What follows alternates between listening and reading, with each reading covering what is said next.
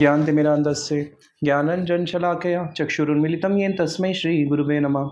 गुरुवे गौरचन्द्राय राधिकास्तदालये कृष्णाय कृष्णभक्ताय तद्भक्ताय नमो नमः। वाञ्छाकल्पतरुभ्यश्च कृपासिन्धुभ्य एव च पतितानां पावनेभ्यो वैष्णवेभ्यो नमो नमः। सर्वप्रथम दीक्षा गुरुपाद पद्म नित्य प्रविष्टोम विष्णुपाद अष्टोत्तरशत श्री श्रीमशीला भक्ति वेदांशीला नारायण गोसाई महाराज जी के चरणों में अनंत कोटि दंडवत प्रणाम ज्ञापन करते हुए उनसे हेतु कृपा की वांछा करता हूँ। तत्पश्चात नित्य प्रविष्टोम विष्णुपाद अष्टोत्तरशत श्री श्रीमशीला भक्ति वेदांशीला स्वामी महाराज जी के चरणों में अनंत कोटि दंडवत प्रणाम ज्ञापन करते हुए उनसे भी हेतु कृपा की वांछा करता हूँ। आप सबको मेरा प्रणाम स्वीकार हो। हरे कृष्णा। तो हम सनातन शिक्षा श्रवण कर रहे हैं, आगे बढ़ते हैं, जिसमें हमने पिछली क्लास में वो श्लोक श्रवण किया था, अकाम सर्व कामो वा मोक्ष कामो वा उदारदी तीव्रेण भक्ति योगे निजेत पुरुषम परम।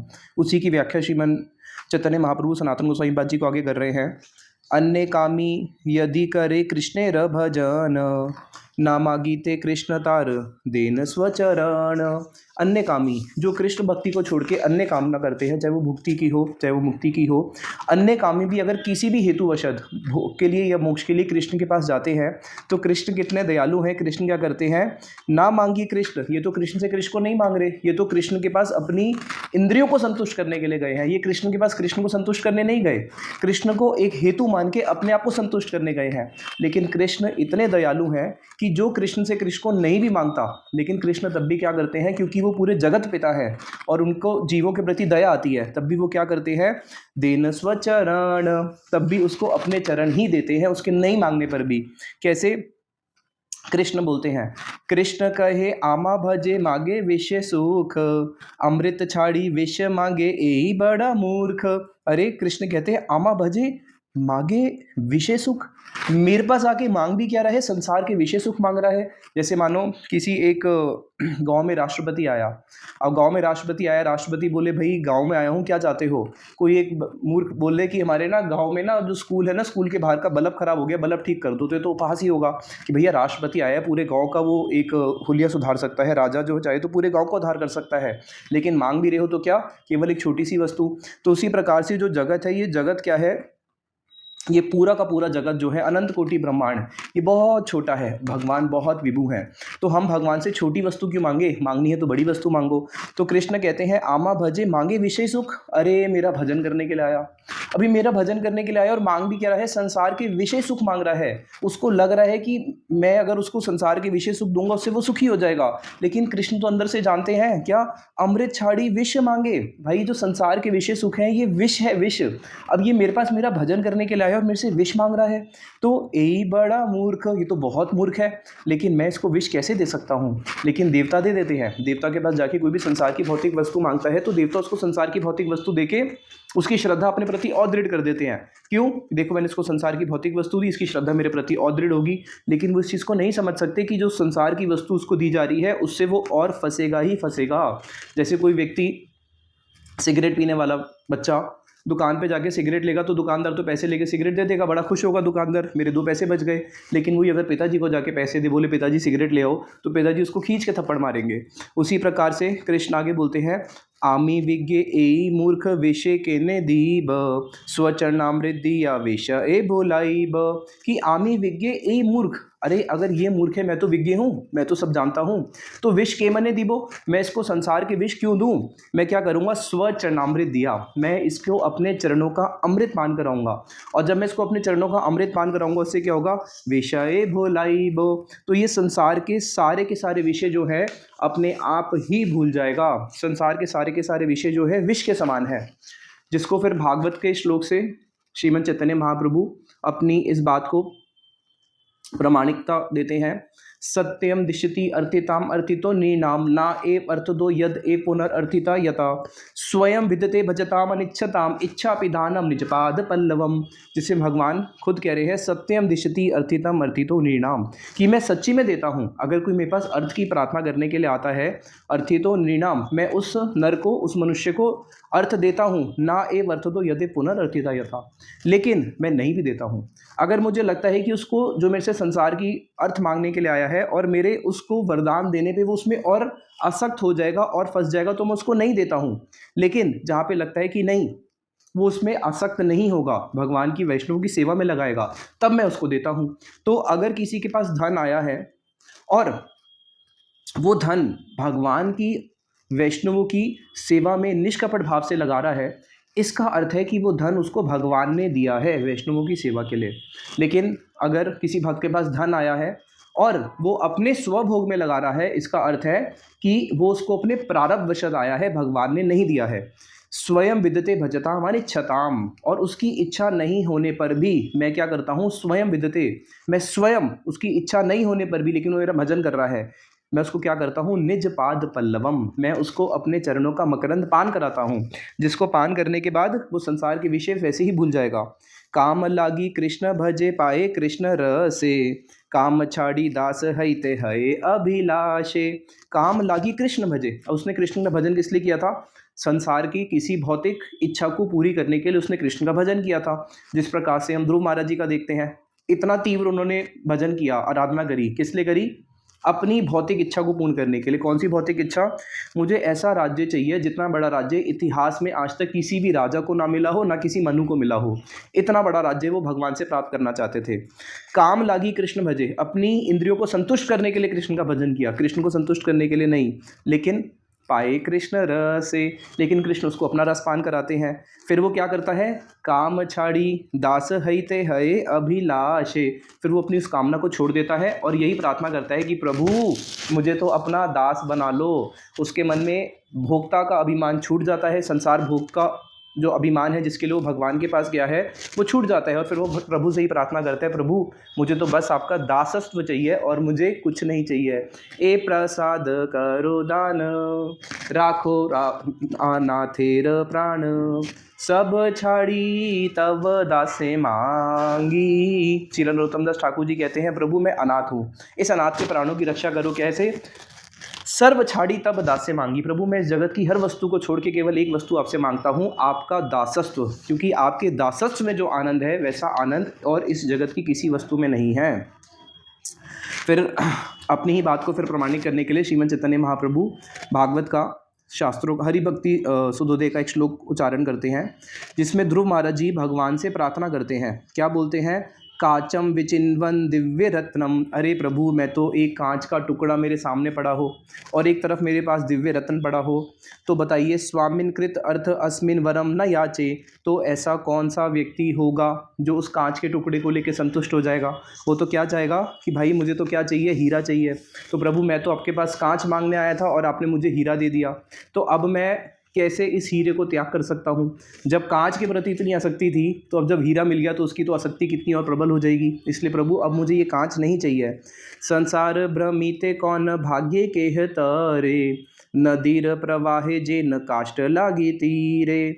इस संसार में सारी जीवात्माएं जो हैं काल रूपी नदी के अंदर बहती जा रही हैं और उस काल रूपी नदी के अंदर बहते बहते अनेक अनेक योनियों के अंदर जीवात्मा जो है केवल भ्रमण करता जा रहा है उस चक्र में। और उस की उपमा दी कि मानो जैसे बहुत सारी लकड़ी का, एक नदी का बहुत तेज की प्रवाह आ रहा है और उसमें बहुत सारी लकड़ी है, तो लकड़ी नदी के साथ बहते बहते पता नहीं कहाँ चली जाती है, लेकिन कोई एक ऐसी लकड़ी होती है जो बिना किसी हेतु के ही, उसके पीछे क्या हेतु है वो नहीं पता चलता, किसी प्रकार से कोई एक लकड़ी होती है जो तीरे लग जाती है, यानी कि जो तट तक पहुंच जाती है, बाकी सारी लकड़ियां बहते बहते पता नहीं कहाँ नदी के साथ चली जाती है। तो उसी प्रकार से ये नहीं समझ में आता ऐसा कौन सा हेतु हुआ भगवान की, वैष्णवों की, कब किसके ऊपर कैसी कृपा बरसी कि कोई एक जीव जो है संसार भ्रमण करते करते नदी के तट को प्राप्त कर लेता है, यानी कि उसके अंदर फिर संसार की कोई वासना रह ही नहीं जाती है। माँ एवं मम अधमस्य अपि स्यात् एव अच्युत दर्शनम, हीयमाणा काल नध्ये क्वचित तरती कशचन।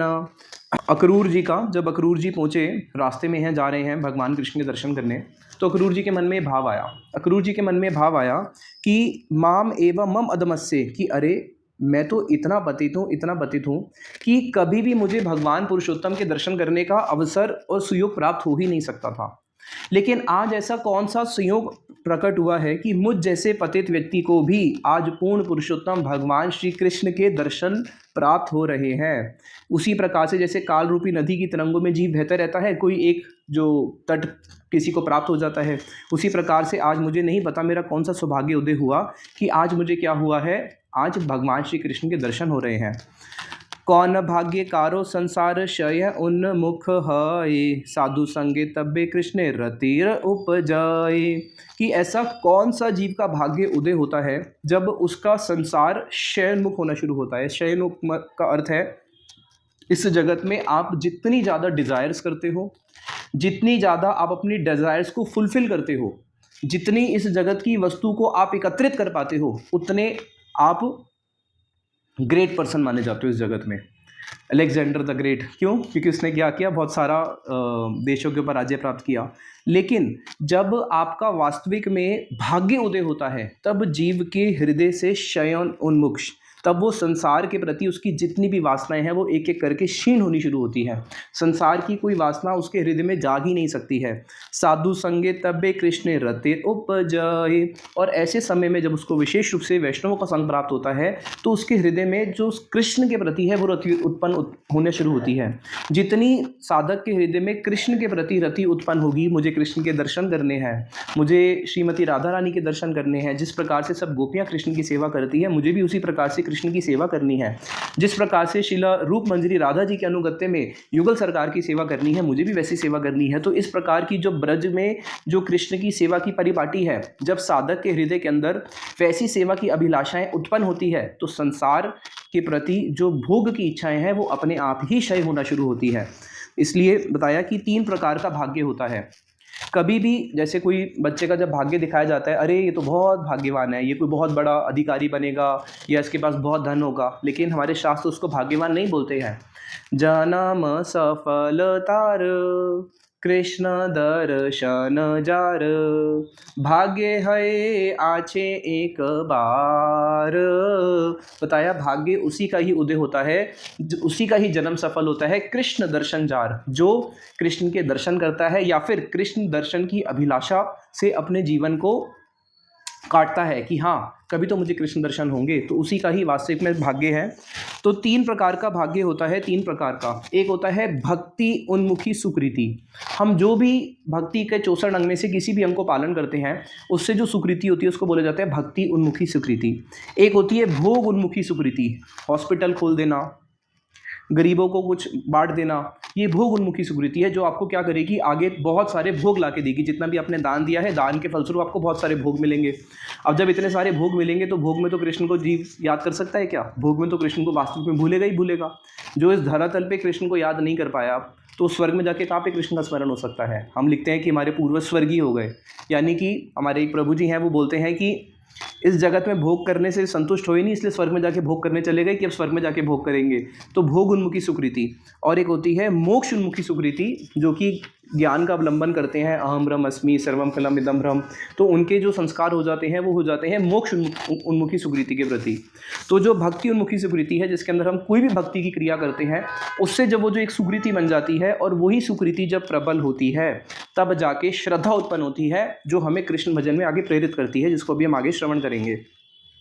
भागवत का श्लोक, भव अपवर्गो भ्रमतो यदा भवेत् जनस्य तरहि अच्युत सत्समागमा, सत्संगमो यदि तदेव सद्गतौ परावरेशे त्वयि जायते रति। जिसमें भगवान कह रहे हैं भव अपवर्गो भ्रमतो यदा भवेत्, कि इस भव अपवर्गो, भव और अपवर्ग, ये जो इस पूरा का पूरा जो ब्रह्मांड है 14 भुवनात्मक, जिसमें कबू स्वर्ग उठाए कबू नर के डुबाए, तो ये जो पूरा का पूरा भव अपवर्ग है, भ्रमतो यदा भवेत्, इसके अंदर भ्रमण करते करते करते जनस्य तरहि, जब किसी एक जीव का समय आता है इस काल रूपी चक्की से बाहर निकलने का, तो क्या होता है, अच्युत सत्समागमा, उसको भगवान श्री कृष्ण का सत्संग प्राप्त हो जाता है।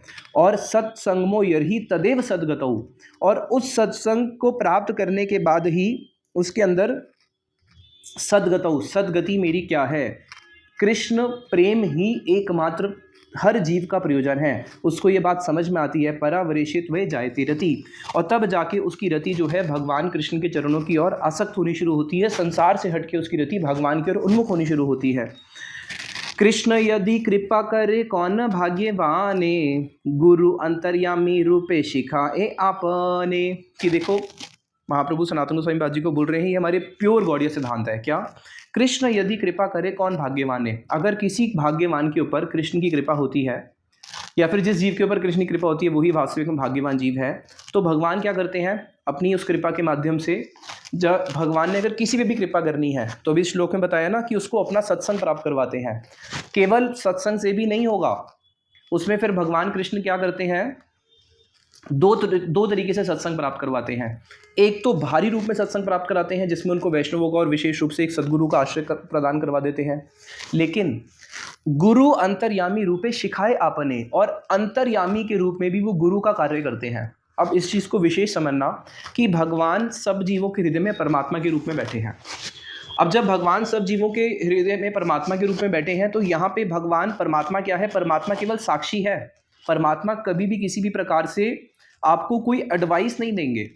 वो एडवाइस क्यों नहीं देंगे, क्योंकि पता है कि सुनेगा ही नहीं। लेकिन जब एक जीव की प्रबल सुकृति उत्पन्न होती है और भगवान कृष्ण उस पर दया करते हैं तो वही परमात्मा क्या करते हैं, हमारे हृदय के अंदर चैत्य गुरु के रूप में जीव को आदेश देते हैं, जीव को शिक्षा देते हैं, उसके ऊपर शासन करते हैं। जैसे गुरु क्या करता है, शासन करता है।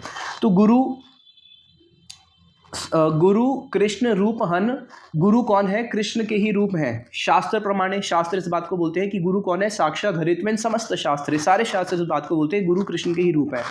तो कृष्ण जीव का उद्धार करने के लिए हमारे रूप में एक तो आचार्य के रूप में आते हैं, जो हमारे सामने हमारे शिल गुरुपाद पद में प्रकट हुए, पूज्यपाद शिल भक्ति वेदांत शिल नारायण गोसाई महाराज जी। और उसके बाद वही कृष्ण हमारे सामने तो एक लिविंग गुरु के रूप में आते हैं और साथ ही साथ में हमारे हृदय के अंदर वो चैत्य गुरु का रूप धारण करते हैं। तो वो हमें दोनों तरीके से इंस्ट्रक्शंस देते हैं, बाहर से भी इंस्ट्रक्शंस देते हैं और उन इंस्ट्रक्शंस को फॉलो करने की जो शक्ति है वो अंदर से देते हैं। हमारे श्रील प्रभुपाद जी इस बात को बोलते हैं कि अगर भगवान चैत्य गुरु के रूप में जीव के हृदय में उसको प्रेरणा नहीं दें तो भारी रूप में जो गुरुदेव ने आदेश दिए हैं उन आदेशों को पालन करने की शक्ति जीव में नहीं आ सकती। तो गुरु ही दो प्रकार से कार्य करते हैं, भारी रूप से आदेश देते हैं और आंतरिक रूप से उस आदेश को पालन करने की प्रेरणा देते हैं, उस आदेश को पालन करने की शक्ति प्रदान करते हैं। इसलिए गुरुदेव से हमारे मॉर्निंग वॉक में किसी ने प्रश्न पूछा था, गुरुदेव हमारे मन में कभी कभी आता है कि मैं 64 माला करूं, ग्रंथ पढ़ूं, आपकी अच्छे से सेवा करूं, वैष्णवों की निंदा से हमेशा बचूं, वैष्णवों की भी प्रीतिपूर्वक सेवा करूं, धाम की परिक्रमा करूं, भगवान को सुंदर सुंदर भोग लगाऊं। तो ये सारी जो मेरे मन में भक्ति की अभिलाषाएं जागती है और कभी कभी मन में कुसंस्कार, गंदी गंदी वासनाएं भी जागती है, तो मुझे कैसे पता चलेगा कौन सी कृष्ण ने भेजी है और कौन सी मेरे उससे जाग रही है। तो गुरुदेव ने इसका सिंपल सा आंसर दिया, क्या, कि तुम्हारे हृदय में जितनी भी अच्छी वासनाएं जागती है, अभी तो तुम्हारा कृष्ण से कोई संबंध ही नहीं है, वो सारी की सारी तुम्हारे हृदय में गुरु ही प्रेरणा देते हैं। और तुम्हारे हृदय में जो भी गलत वासनाएं जागती है वो तुम्हारे पूर्व संस्कार वश जागती है। तो अगर आज हम भक्ति कर रहे हैं, माला कर रहे हैं, धाम जाने की इच्छा हो रही है कि हम नवदीप जाएंगे, सब लोग जा रहे हैं, तो हमारे को इतना संस्कार नहीं है, हमारे संस्कार वशत हम भक्ति नहीं कर रहे। ये सारा का सारा जो है इसका श्रेय जाता है चैत्य गुरु को, जो हमारे हृदय में बैठ के हमें ये सारी कार्य करने में, भक्ति करने के लिए प्रेरणा देते हैं। इसका प्रमाण है, क्या प्रमाण है, श्रीमद् भागवत से ही श्रीमद् चैतन्य महाप्रभु प्रमाण देते हैं, ना एव उपयंतिम अपचित्यम कव्यस्तवेशम भ्रम आयुष अभिकृतम हृदमूत स्मरंता यो अंतर्बहिस्तनुभृताम अशुभम विदुन्वन आचार्य चैते वपुषा स्वगतिम व्यनक्ति। क्या, कि ना एवोप्यंतिम अपचित्यम कव्यस्तवेशम, बड़े बड़े कवि, बड़े बड़े मुनि, वो भी इस बात को बोल के गए हैं, बड़े बड़े वैष्णव लोग, क्या, ब्रह्म आयुष अपिकृतम, अगर किसी जीव को ब्रह्मा जितनी आयु मिल जाए, एक जीव ब्रह्मा जितनी आयु प्राप्त करके भी कभी भी गुरु का ऋण नहीं उतार सकता। क्यों नहीं उतार सकता, यो अंतर बहिस्तनुभृताम, जो गुरु अंदर से और बाहर से दोनों तरफ से जीवों को क्या करते हैं, हमेशा गाइड करते हैं। आचार्य चैत्य वपुषा स्वगतिम व्यनक्ति, जो कि आचार्य के रूप में बाहर आते हैं और जितने भी देहधारी जीव हैं उनके हृदय के अंदर परमात्मा नहीं, चैत्य गुरु के रूप के अंदर बैठ के उन्हीं शिक्षाओं को क्या करते हैं, उन्हीं शिक्षाओं को उस शिष्य के ऊपर शासन करके उसको फॉलो करवाते हैं। तो बताया, इसलिए जीव जो है कभी भी गुरु का ऋण नहीं उतार सकता है।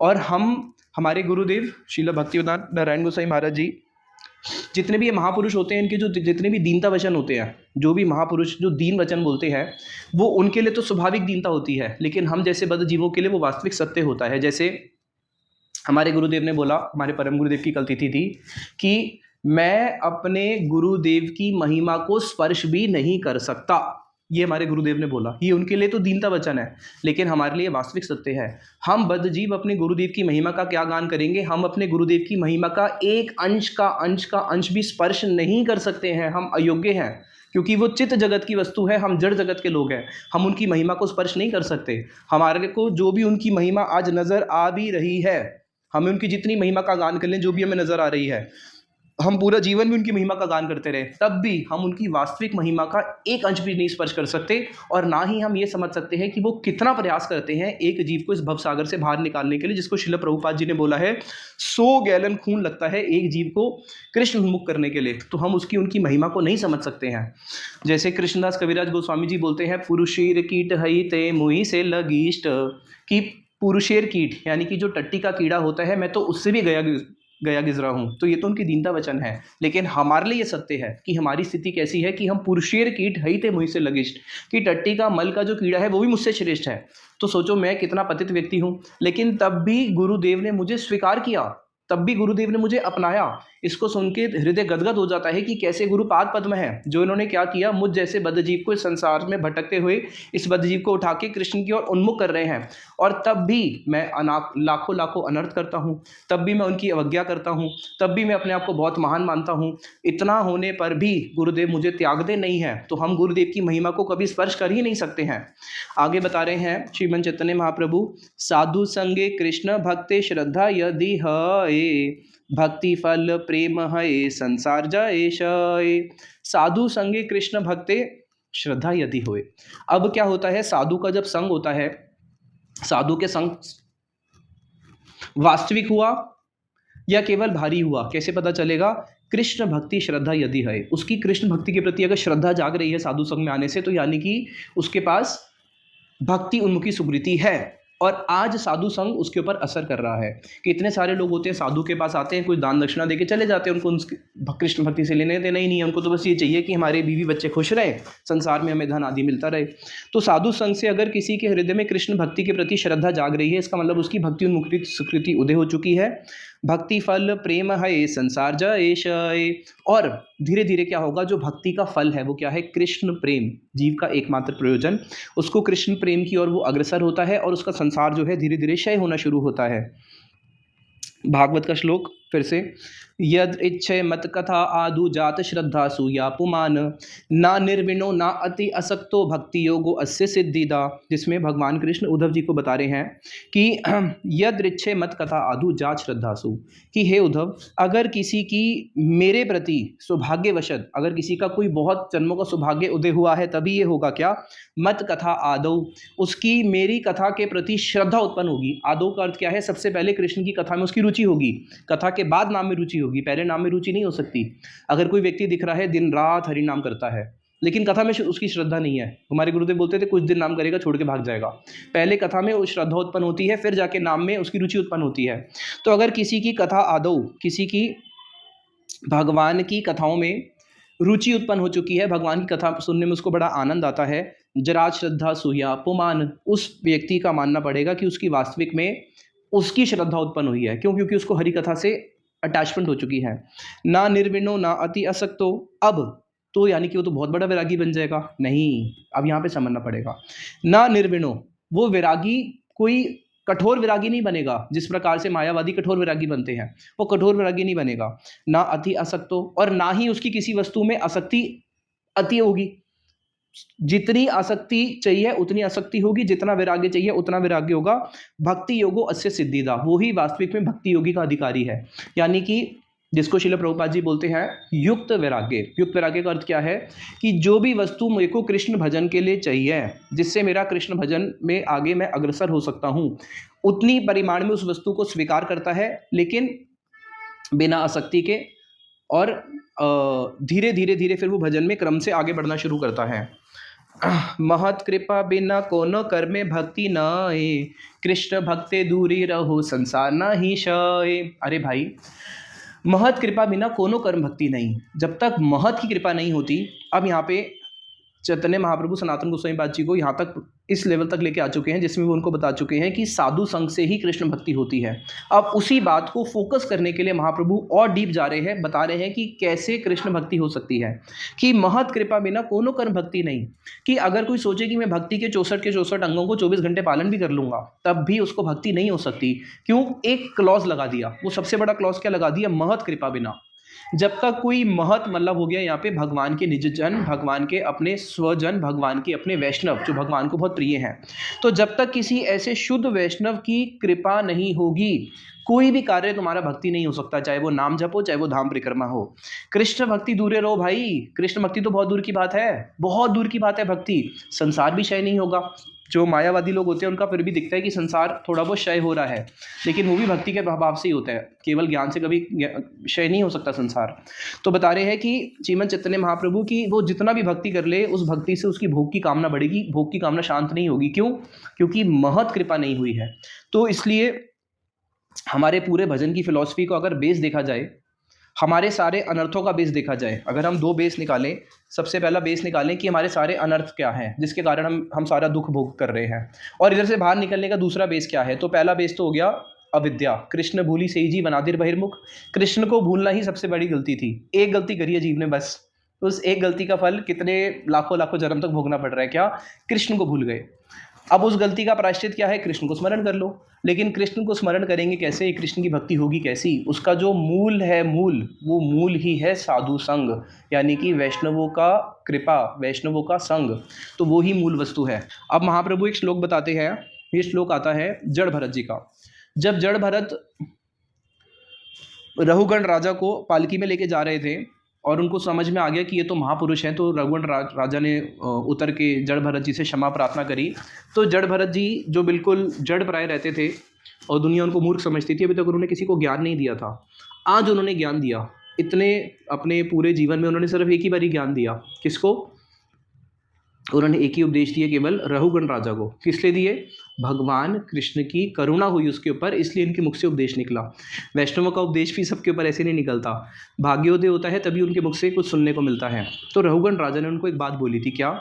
रघुगण एता तपसा ना याति, कि रघुगण ये जो भक्ति है ये तपस्या से प्राप्त नहीं होती है। ना च इज्जया निर्वपराध गृहाद वा, ये कोई सोचे कि मैं जाके कुंभ में स्नान करूँगा, बड़े बड़े साधुओं के पास जाऊँगा, बड़े बड़े मंदिरों में जाऊँगा, वहाँ पे मैं लाखों करोड़ रुपए खर्च करके बड़ी बड़ी भगवान की महा आरती करूँगा, वीआईपी आरतियाँ करूँगा। न चे इज्जया, ये किसी भी प्रकार की पूजा से भी इसको, या बड़े बड़े पूजा के अनुष्ठान करके भी इस भक्ति को प्राप्त नहीं किया जा सकता है।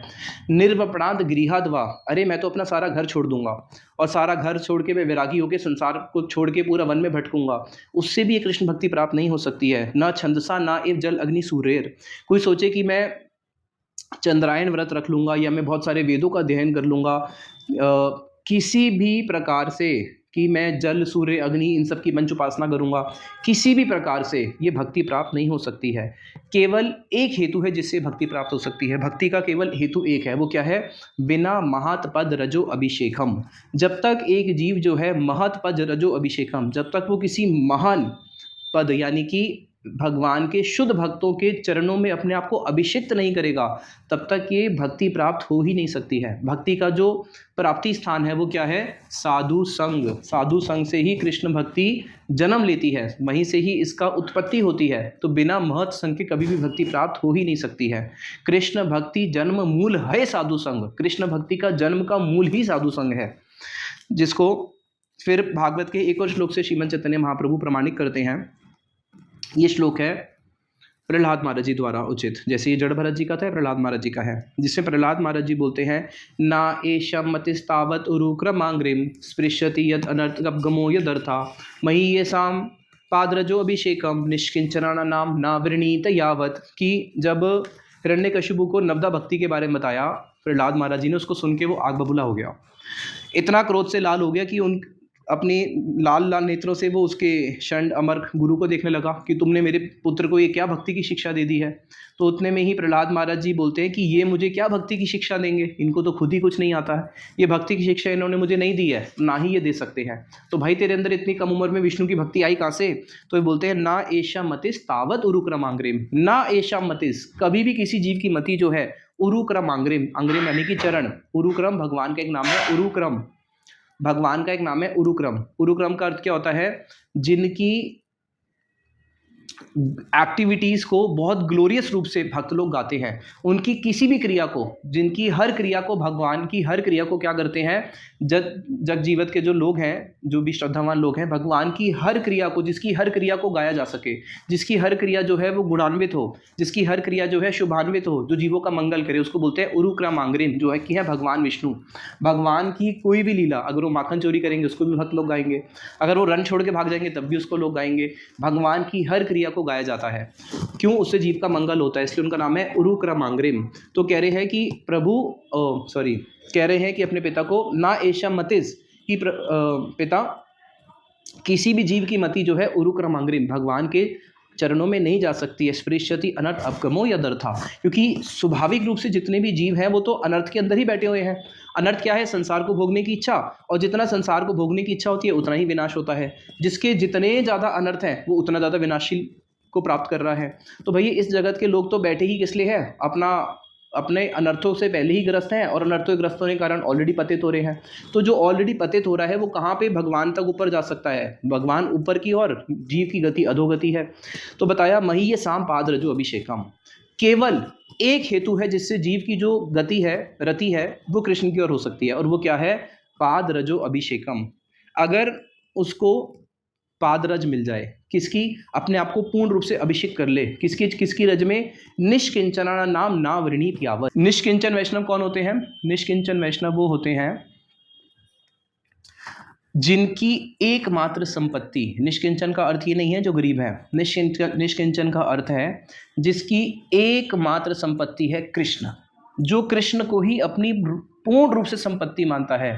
धन मोरा नित्यानंद, पति मोर गौरचंद्र, प्राण मोरा युगल किशोर, ये होते हैं निष्किंचन, जिनके एकमात्र धन, जिनकी एकमात्र प्राण, जिनकी एकमात्र संपत्ति केवल कृष्ण है, जो कृष्ण को छोड़ के और इस जगत की किसी वस्तु के प्रति कभी स्वप्न में भी उनकी स्पृहा नहीं जागती। तो ऐसे जो निष्किंचन जन है, ना निवृणीत यावत, जब तक ऐसे निष्किंचन वैष्णवों की चरणों के अभिषिक्त उनकी रज उसको प्राप्त नहीं होगी, तब तक उसकी कृष्ण के प्रति मति हो ही नहीं सकती है। इसलिए साधु संग सर्व शास्त्र का ए, लव मात्र साधु संग सर्व सिद्धि है। यही मूल बात कि भाई साधु संग, ये श्लोक आप सब लोग कंठस्थ कर लेना। सर्व शास्त्र कहे, सारे शास्त्रों का सार आ गया इस श्लोक में, कि सारे शास्त्र एक ही बात बोलते हैं, साधु संग और साधु संग, और कुछ नहीं। कितना साधु संग कह रहे हैं भाई? कितना साधु संग की क्या बात करते हो? लव मात्र साधु संग, एक क्षण से भी कम, लव मात्र, एक क्षण में शायद 11 लव होते हैं, एक क्षण से भी कम अगर किसी को साधु संग मिल जाता है उसकी सारी सिद्धियां हो जाती है। साधु संग की इतनी महिमा है, सर्व सिद्धि है। अब वाल्मीकि जी का नारद जी से साधु संग हुआ, कितने घंटे के लिए हुआ था? कुछ क्षणों के लिए तो साधु संग था। उन्होंने उनको बोला इसको छोड़ दो, राम नाम ले लो। कितने जन्मों से वो पाप करता हुआ आ रहा था, कितने कितने कोटि जन्मों से उसके पाप थे, ऐसे इतने पाप हो चुके थे कि उसके मुख से राम नाम नहीं निकलता था। लेकिन साधु संग के प्रभाव से क्या हुआ, उसने अगर मरा भी बोला, बोले चलो तुम मरा ही करते रहो। 60,000 साल तक मरा करते रहे। लेकिन साधु संग कितनी देर का हुआ था? वो तो कुछ क्षण का ही हुआ था। थोड़े से साधु संग ने ही क्या किया, उनकी दिशा बदल दी। जो अधोगति की जा रहा था उसको ऊर्ध्वगति की ओर कर दिया। जैसे एक गाड़ी है, उसको जाना है मुंबई और उसने रास्ता पकड़ लिया जम्मू कश्मीर का, उल्टी चलती जा रही है। कोई एक व्यक्ति मिल गया, भाई तुम गलत रास्ता पकड़ लिए, यहाँ से घुमाओ और ये रोड पकड़ो, सीधा वहीं पहुँचोगे बॉम्बे।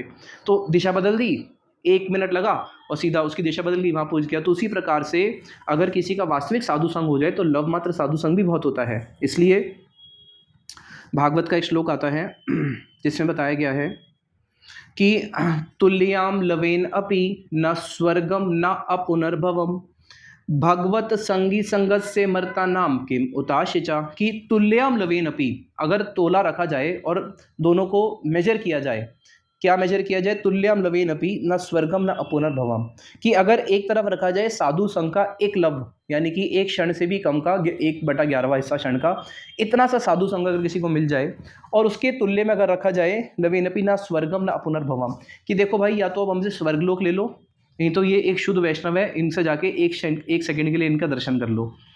तो या फिर आप 1 सेकंड के लिए इनका दर्शन कर लो, साथ में आपको दो बेनिफिट दे रहे हैं, 2 बोनस। इनका दर्शन छोड़ दो, एक स्वर्गलोक ले लो, स्वर्गलोक में इंद्र की पदवी मिल जाएगी, और उसके बाद क्या मिलेगा? उसके बाद आपको जगत में नहीं आना पड़ेगा, आपको मुक्ति दे देंगे, सीधा मुक्ति को प्राप्त कर जाओगे। तो बताया कि भाई स्वर्ग और मुक्ति और एक तरफ मिल रहा हो केवल एक क्षण का साधु संग, तो ये एक क्षण का साधु संग इन दोनों वस्तु की साथ कंपेयर नहीं किया जा सकता। एक क्षण का साधु संग स्वर्ग की, इंद्र की पदवी से भी श्रेष्ठ है और मुक्ति से भी श्रेष्ठ है। तो भाई जब साधु संग को, स्वर्ग और मुक्ति को भी उसके आगे तुच्छ कर दिया एक क्षण के साधु संग को, तो भाई इस जगत के अंदर जहाँ पे जीवों की आयु ही 50-60 साल है, मर्त्या नाम इस मर्त्य लोक के अंदर के मुताशिचा, तो इस जगत की जो भौतिक वस्तु है उसको साधु संग के साथ किस प्रकार से हम तुलना कर सकते हैं। और ये कितना बड़ा दुर्भाग्य होगा कि एक जीव साधु संग में पहुंच भी जाए, शुद्ध वैष्णव के पास पहुंच के उनसे वो संसार की वस्तु मांगे, इससे बड़ा दुर्भाग्य जीव का और क्या हो सकता है। इसलिए हमारे गुरुदेव के पास बहुत सारे लोग आते थे, बोलते थे गुरुदेव मेरी ना बेटी की शादी नहीं हो रही, आशीर्वाद दो उसकी शादी हो जाए। गुरुदेव मेरे बेटे का नौकरी नहीं लग रहा, आशीर्वाद दो उसका नौकरी लग जाए। तो हमारे गुरुदेव उन सबको गिरिराज जी के पास भेज देते थे और गुरुदेव हंसते हंसते बोलते थे कि मैं तो अपनी 3-3 कन्याओं को छोड़ के आया, अपने परिवार को छोड़ के आया, और ये मेरे से संसार की वस्तु मांगने आते हैं। जिस वस्तु को मैं छोड़ के आया हूँ ये मेरे से वस्तु मांगने क्यों आते हैं। उस वस्तु में रस होता तो मैं उसको क्यों छोड़ता।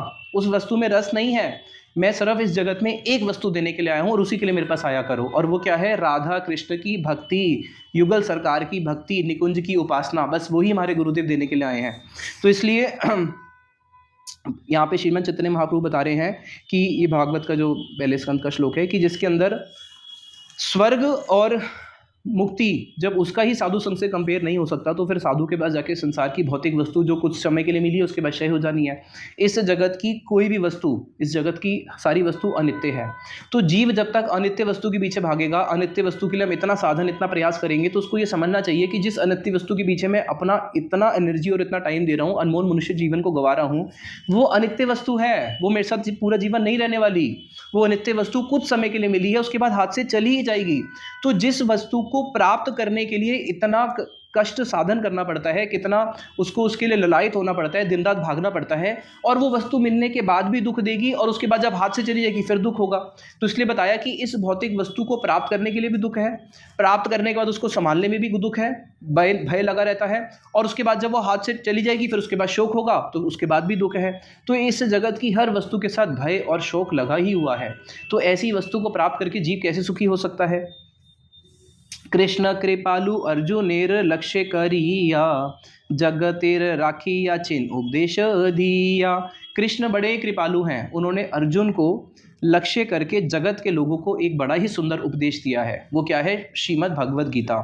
अब भगवद गीता का, क्योंकि सनातन गोस्वामी जी हैं यहाँ पे और चैतन्य चरितामृत ग्रंथ है, तो जहाँ पे भगवद गीता का नाम आया है तो यहाँ पे भगवद गीता के ज़्यादा श्लोक ना बोल के जो भगवद गीता का सबसे चूड़ामणि श्लोक है, भगवद गीता के 700 श्लोक में से जो सबसे इंपॉर्टेंट श्लोक है, उसी श्लोक को ही सनातन गोस्वामी पाद जी को श्रीमद् चैतन्य महाप्रभु बताते हैं, जिसको हमारे गुरुदेव भी बोलते थे कि भगवद गीता के अंदर 5 प्रकार का ज्ञान है, और उन 5 प्रकार के ज्ञान में से जो सबसे उत्तम ज्ञान है, सबसे पहले है साधारण ज्ञान, फिर आता है साधारण के बाद आता है गुह्य ज्ञान, यानी कि थोड़ा सा सीक्रेट, फिर आता है गुह्यतर, फिर आता है गुह्यतम, और फिर आता है सर्व गुह्यतम। तो यहाँ पे भगवान चैतन्य महाप्रभु सनातन गोस्वामी पाद जी को सर्व गुह्यतम ज्ञान का जो श्लोक है वो बता रहे हैं। सर्व गुह्यतमं भूय श्रेणु में परम वचा।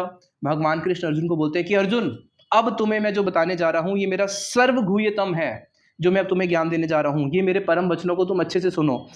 इष्टो असी में दृढ़मति, अरे तुम मेरे परम मित्र हो, तुम्हारी मति मेरे अंदर लगी हुई है, इसलिए ततो वक्ष्यामि ते हितम, तुम्हारे हित के लिए इसलिए मैं अब अपने इस सर्वभूयतम ज्ञान को, जो मेरे हृदय के बिल्कुल अंदर मैंने इसको छुपा के रखा था, अभी तक मैंने किसी को नहीं बताया था, अर्जुन आज तुम्हें बताने जा रहा हूँ।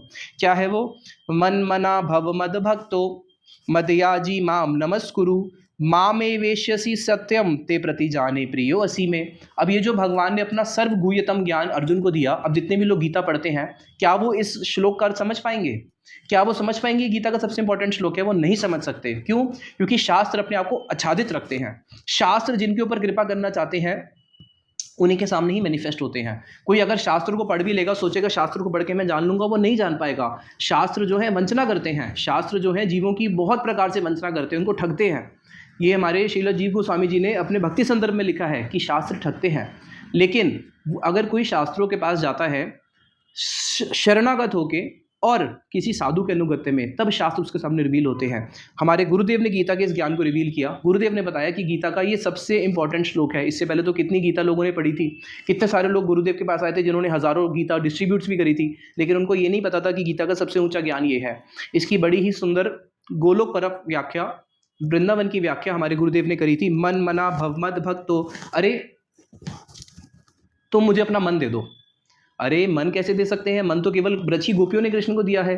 अर्जुन ने बोला नहीं प्रभु, मन तो मैं कैसे दे सकता हूँ, क्योंकि उनकी भी पत्नी है, उनके भी अपने भाई हैं, उनकी भी अपना माता है, तो भैया मन तो केवल गोपियों ने दिया है। पति सुतान व ए भ्रातिर्बांधवान, जिन्होंने अपने पति सुत अन्वय, पति सुत अन्वय, अपने पूरे परिवार को, बच्चों को, उन्होंने सबको त्याग दिया। किस लिए? तब अच्युत आगता, केवल कृष्ण के लिए। तो अपना जो मन है वो तो केवल गोपियां दे सकती है, गोपियों के अलावा और कोई भी कृष्ण को अपना पूर्ण रूप से मन नहीं दे सकता।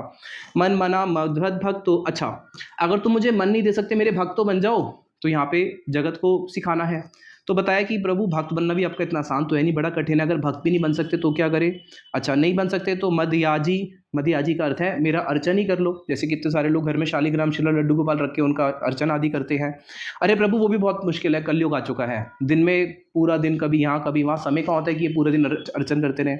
अच्छा ये नहीं कर सकते माम नमस्कुरु, इतना तो कर सकते हो, मुझे नमस्कार तो कर सकते हो, कम से कम इतना ही कर लो। और उसके बाद क्या होगा? मामे वेश्यसी, तुम मुझे ही प्राप्त करोगे, सत्यम ते प्रति जाने प्रियसी में, मैं सत्य बोल रहा हूँ, ये मेरे प्रिय वचन है कि अगर कोई मेरा भक्त नहीं भी बनता, मेरे को मेरी पूजा भी नहीं करता, अगर कोई मुझे केवल नमस्कार भी कर लेता है, बताया कि मातुर स्तनम पीबे नहीं, अगर किसी ने किसी कृष्ण को प्रणाम किया तो उसको दोबारा किसी माँ के स्तन का दूध नहीं पान करना पड़ता। षट्योपि नमस्कारम कृत्वा शांग जन्मिने शत जन्म अर्पितम पापम तत्क्षणादेव नश्यति। अरे और तो कहना कि अगर कोई कृष्ण को श्रद्धा पूर्वक नहीं, अगर कोई कृष्ण को शठता पूर्वक भी प्रणाम करता है, सोचो कृष्ण कितने दयालु हैं, अगर कोई उनको शठता पूर्वक भी प्रणाम करता है, अरे सब लोग प्रणाम कर रहे हैं मैं भी कर देता हूँ, पता नहीं लोग क्या सोचेंगे, चलो प्रणाम कर देते हैं, कौन है, हमें क्या लेना देना। तो कोई अगर शठता पूर्वक भी प्रणाम करता है, अरे सब लोग प्रणाम कर रहे हैं, मैं तो चोरी करने आया हूँ, अगर मैं पकड़ा गया तो चलो मैं भी प्रणाम कर देता हूँ, सबको लगेगा मैं भक्त हूँ और फिर मैं चोरी कर लूँगा मंदिर में। तो अगर कोई किसी भी शठता पूर्वक भी कृष्ण को प्रणाम करता है, वो जगन्नाथ जी के सामने रथ यात्रा में एक भक्त प्रणाम कर रहा है और उसकी चोरी करने के लिए दूसरा एक चोर आगे वो भी प्रणाम कर रहा है, और उसकी नज़र है कि मुझे इसका जेब से मोबाइल निकालना है। अब उसने शठता पूर्वक प्रणाम किया और उसने चोरी भी करी, लेकिन उसको ये नहीं पता कि उसके प्रणाम करने का फल क्या हुआ, यदि वो पाप करने आया है, भगवान ने उसी समय शत जन्म अर्पितम पापम तत्क्षणादेव नश्यति, जैसे ही उसने बस हाथ जोड़ के प्रणाम किया ना, बस इतना करना था, दोनों हाथ जोड़ने थे, कोई श्रद्धा नहीं, कुछ नहीं, कपटता पूर्वक, भगवान ने उसी समय उसके 100 जन्मों के पाप हर लिए। तो सोचो इतने दयालु हैं कृष्ण, कोई सोच सकता है, कल्पना कर सकते हैं। तो बताया कि अगर कोई उनको श्रद्धा पूर्वक प्रणाम करेगा तो उसका तो फिर कहना ही क्या है। तो इस श्लोक की बड़ी ही सुंदर हमारे गुरुदेव व्याख्या करते थे कि किस प्रकार से गोपियों ने अपना मन कृष्ण को दिया। इसको हम अगली क्लास में श्रवण करेंगे कि मन बना का अर्थ क्या है, कैसे गोपियों ने अपना मन कृष्ण को दिया था। अभी यहीं पे कथा को विश्राम देते हैं। निताई गौर प्रेमानंदे, हरि हरि बोल, हरे कृष्णा।